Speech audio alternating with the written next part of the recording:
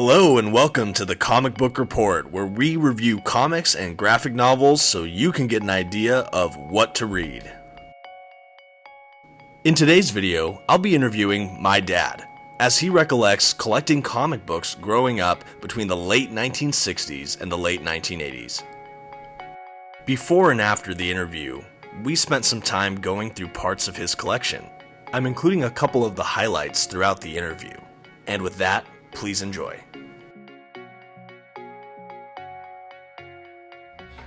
It's been fun looking through some of these already. Cool. So just as someone who's collected comics before I did, I just wanted to ask you a few questions about your collection and when you were collecting. The first one is basically, how did you get started collecting comics? When did you start? Well, I probably started getting an interest in comics in the late 1960s because my older brother, who was 8 years older than me, and my older sister, who was 5 years older than me, they were collecting comics. So I would read their comics after they were done reading them and stuff, and that's where the interest originally grew. It was mostly just not real Marvel superheroes back then. There was a few that my brother used to collect, like Sergeant Fury and stuff like that, because he's like war type magazines and comics. Yeah. But it was really like Harvey Comics was a company that brought out like Sad Sack and Little Lotta, and there's a bunch of like funny Casper and stuff like that they collected. Were they also. like Richie Rich and stuff too? Richie Rich was one we collected and stuff early on. I still have those amongst this collection. And it was just something that I liked reading and stuff. It's something like a hobby. So that's when I originally got started. And back in like the late 60s and early 70s, this was before there were comic book stores, right? There wasn't a lot of, there a lot of brick and mortar? Or how did you get comics? Pretty much you would go to like 7-Eleven type stores and even little mom and pop stores. This is when we lived in Hawaii. Yeah. And it was funny, they used to, when you buy a couple comics, they would roll them up and they would wrap them in like a wax paper and put like a little ribbon around it, like kind of fancy. And, you know, it was like, okay. And back then the comics were like 12 cents. Wow. Yeah. That's crazy. I mean, some of them now, like individual issues, sometimes go for like $4 or $5 each. Right. Which is crazy to think these are like 15 cents. So what was it like collecting comics back then? You know, like I know... It was just kind of like a private affair, and then later on when I was in elementary school and I was still collecting them a lot, I had a couple friends here and there that would collect them too, and we would discuss them and stuff. Oh, did you get the latest Spider-Man or Captain America? And we'd kind of talk about it at school. Yeah. You know, but it was just a general hobby, and you know, we always knew at the first of the month, that's when all the comic titles came out fresh. All the new ones came out. Yeah. And we would make a beeline to like a 7-Eleven near our house, because 7-Eleven always had like a little spin rack of all the different titles and stuff, and they would put them out. Yeah. So we would race over there. Sometimes me and my sister would fight over which comics we would grab first. Yeah. Because we were really into it. But yeah. Mostly Marvel and DC stuff, or you collect, like you said, some of the Harvey stuff? Primarily I collected the Harvey series. I just collected primarily Sad Sack. That was one of my favorite characters. He's funny. And it was kind of like a Beetle Bailey type deal. Yeah. And I collected a lot of Marvel though. That was our primary go-to comic we collected, was the Marvel line. And then also we collected some DC, not that much, but definitely some Supermans and Batmans, but not a lot. Yeah. And how long would you say that you collected? If you started in the late 60s, how long were you like actively reading or collecting? I would say I started collecting primarily because I was reading most of my brothers and sisters' comics. I really started collecting probably 1970, 71. Yeah. With my allowance money, I would buy a couple issues here and there, and it lasted probably until the mid to late 1980s, and then I pretty much stopped probably in the 1990s. I pretty much stopped collecting all of them pretty much. Wow, that's crazy. And what do you think, like nowadays we have all the Marvel movies and these big blockbuster, I mean they're like everywhere, the superhero movies and stuff. What do you think now as like a comic fan compared to when you were a kid? I think it's great. I think back then it probably would have done really, really well too.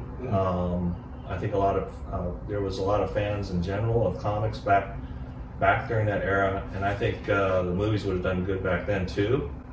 I mean, even when they had, like, I remember, I think it was mid to late 70s, they had a Spider-Man TV show. Yeah. They had a Spider-Man cartoon on Saturday mornings, and they were popular. Yeah. You know, but nothing like they are now with all the special effects and outstanding productions. But it's amazing to see. I'm glad to see it. I'm a big fan of those movies. I haven't seen one Marvel movie I disliked. Yeah. Some are better than others that I really enjoy, but overall I like all of them. Yeah. They bring back a lot of memories from when I used to collect these comics. Yeah. And I'm definitely a fan myself. Do you have like favorites? So do you have like favorite superheroes, or do you remember like favorite authors or artists? Or definitely, I was a big time collector of like Captain America. That was my hero. That was the one comic I always collected. Yeah. And my sister Cherie, she used to collect. She loved Thor. She loved Spider-Man. We kind of shared Spider-Mans. We loved Spider-Man. Yeah. Fantastic Four was another big one we were a favorite of. Some of the best artists we loved was Jack Kirby, Johnny Romita Sr., John Buscema, some of the early on guys. But those are the primary ones we collected, and it's kind of expanded. We ended up collecting a lot of different titles, you know, even though they weren't our favorites, we still collected like Hulk or Daredevil or Iron Man, Avengers. There was all these other titles we still collected. Yeah. Even those were our favorites, they were still something we were interested in and like watching the storylines develop and stuff. So we still followed and bought those as well. Yeah. And did you follow like writers or artists at all? Like I know before we started recording, you mentioned being a really big fan of like Jack Kirby and some of those guys. So it's funny. I really love the artwork, not only the storyline. So it would be a case where it would be an individual artist would contract to do like Captain America for a whole year, 12 issues, or a couple of years, and we really got into it. And then you'd find that artist moved on to a different comic, or they might have quit and moved on to another competitor. And it was kind of heartbreaking. You're like, oh man, Jack Kirby's not doing whatever anymore. He's not doing the Fantastic Four. It's a bummer. And they would introduce a different artist, which we felt it wasn't as good, you know, or whatever. So it was kind of neat. We definitely followed the different artists. We definitely had our favorites. And Johnny Romita had a big long run on Spider-Man. So when he ended up eventually moving on and going on to another comic or leaving, it was kind of heartbreaking because you're just like, oh man, I've followed this guy forever. I love his artwork and stuff. So there was definitely that too. Yeah, it was definitely your favorite artists and storytellers and stuff. Yeah, and some of those are just the greats, and it's really cool to hear that you were collecting when some of these were happening. Mm-hmm. I guess the question too, you brought it up right before we started recording too, that you went to some of the early Comic Cons. Yeah, and I like sharing the story. There's some people I talk to where I work at. I tell them because how the big San Diego Comic Con has developed into this mega $1 million, extravagance, where back when I first went, it was probably the first few San Diego Comic Cons. I don't even know if it was called the Comic Con back then, but I remember begging my father at the time. It was probably 1974, 1975, somewhere around there. I was definitely in junior high, probably 7th or 8th grade. And he took me downtown San Diego, and it was basically in a basement of like a hotel down there.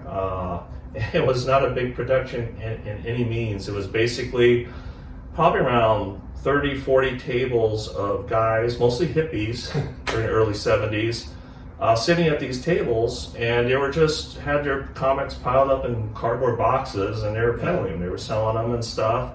And I didn't bring any of my comics. I basically went down there to look at what they had and buy a few issues of maybe something that was missing out of sequential order for whatever reason or whatever. But it was nothing. It was basically no hoopla, no extravagance at all. It was just basically 30 or 40 tables, like a little, kind of like a mini swap meet of comic book vendors, mostly hippies, just selling their collections or whatever, and that was it. It was nothing, and we were done with it probably within an hour or two back then. And now it's like you have to book a year in advance to go to it. You have to spend hundreds of dollars on a ticket possibly. And now it's this big production, which is great. But back then in the early 70s, it was nothing. Yeah, I know, like, we went to a couple Comic Cons like in the early 2000s, and even by that point, there was so much like TV, movie, video games that it was hard to even find real comics sometimes in there. You know, they have those huge exhibit halls that are full of so much other stuff. So it's wild to hear that this was back when it was just. Yeah, I haven't really attended one, and probably since then, you know, and that was probably around the early 2000s we went, and I took you and your brother. And it was, back then it was packed, you know, and I only went to maybe 2 the entire time. It's in recent years, and I haven't been to one in probably around almost 20 years now. Yeah. But, yeah. That's great. Yeah, I'm almost out of questions here. I guess, what are some things that you just generally liked or loved about comics? Like, what was one of the things that kept you collecting when you were getting into it? Well, it was just basically, we enjoyed the storylines, a lot of action, obviously. It was kind of escapism, you know, too, when you're young like that, and you're looking for like heroes and different things like that. Yeah. You're definitely drawn to that comic book character and stuff, and follow them and stuff, and the storylines and the artwork and everything is just amazing to us. Yeah. Later on, when I got into my teenage years to high school, it was not something really people talked about, or at that point, a lot of my friends stopped collecting, so it was just me on my own. Yeah. Pretty much just collecting them. My sister, who was older than me, she was still collecting a bit when I was in high school, but then she stopped. Yeah. And eventually I ended up stopping, but not until probably 1990 or so. Yeah. But back then in high school, I never even breathed a word of. Yeah, it was I didn't collect comics because I was already kind of geeky, and you know, this is something nobody really did. Sure, yeah. And nobody would admit to it, but yeah, I would definitely still collect them. I still liked reading them and stuff in my spare time, and you know, collecting them. I collected a lot, so yeah.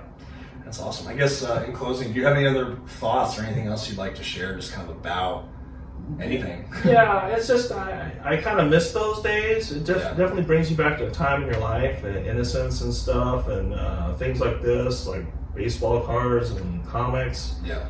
You know, it's just my youth, and it was something I like doing. Yeah. As you can see, we definitely brought out some different titles here. It's just like a sampling of what I have stored in my garage. Never really thought to make money off of them. Yeah. You know, just enjoyment and memories. And I never really, a lot of them I don't keep in plastic or anything. They were still in cardboard boxes back from 30 years ago. And they're still in pretty good condition. I definitely wear and tear on them, but I still treasure them. Yeah. And I still like looking at them, even though I haven't looked at them in a long time. Yeah, and it's so cool to hear you do this. I know there's obviously a lot of collectors that still do single issues. I've always been a fan of like the graphic novels or the collections, but it's just cool to hear about even like how you used to collect, and also just what it was like. Like, I can't imagine seeing 15-cent books just on the shelf. Yeah, that's amazing to me how much. And back then it was like a big deal, because even though it was 15 cents, when it jumped from 15 to 20 cents, we're like, what a ripoff, you know, and we're like, 5 cents more, why, you know, and stuff. And then not soon after it turned 20, it went to 25 cents, then it went to 30, then 35 cents, then to 40, then jumped to 50, and then jumped to 60, and then 75, then $1. Yeah. I think when I ended up quitting, it was either $1.50 an issue or $1.75 or something like that is when I eventually quit. But it jumped quite a bit, but then you think that's over a 20-year span, and inflation and stuff. That's not that crazy. Now you think about it, if you have to buy a graphic novel or whatever, it's $4 or $5 an issue. So I guess I got a bargain back then. Yeah. Awesome. Well, hey, thank you so much, Dad. We're going to dive into some of your collection now, but thank you so much. This is awesome. Thank you. And that was the interview. I loved getting to spend time with my dad and to hear a little bit more about what his experience was like collecting comics for all of those decades. It was a surreal feeling to hold physical issues that I had read collected in some of the editions I'd bought. I hope you enjoyed my interview. If you have any thoughts about this video or comics in general, I'd love to hear about it in the comment section below. If you would like to see more of my content, please consider liking and subscribing below. And that'll do it once again for the Comic Book Report. Please come back and join us every Wednesday for a new comic book review. And have a great day.